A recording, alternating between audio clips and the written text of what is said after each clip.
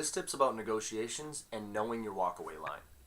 The most powerful technique in any negotiations, and this is something you have to walk in with every single negotiations knowing, which is what is your walkaway line? What is the line that if you go below, you just walk away? There's no question about it. There's no whatever. It is, you either become really less profitable, you don't make any commissions on it or whatever it is, or it ends up being a bad deal once it crosses this line. If you don't know that line, you are going to get beat up and beat up and beat up and beat up and beat up, and then ultimately pretty frustrated after you go past a certain point that mentally you have in your head that, oh, that seems ridiculous. But if you draw that line, and it's a reasonable one, and obviously start a lot higher than that and try and get down, try and keep it above that. But if you have that line, it actually makes things a lot easier, because once it reaches that line, you can actually say to the client, you know what, I really appreciate it. At this point, this is not a win-win situation for me, and we're going to have to remove ourselves from consideration.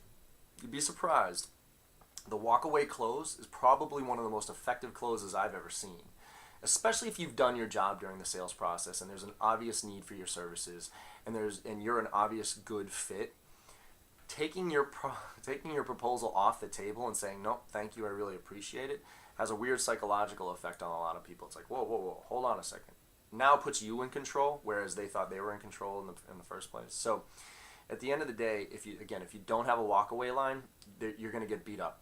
And they're going to push you past a point that mentally you have in your head that's going to frustrate you, and then you're going to be ornery, and you're probably going to do things that you might not have done otherwise, and to jeopardize the deal, to jeopardize your relationship, to jeopardize your reputation.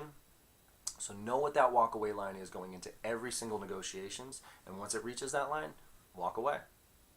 You'd be surprised. Probably about half of those deals that you tend to walk away from, if you've done your job, will come back and say, well, okay, hold on a second. Let's reconsider here. Let's talk about this. All right? So know your walkaway line. Good luck and happy selling.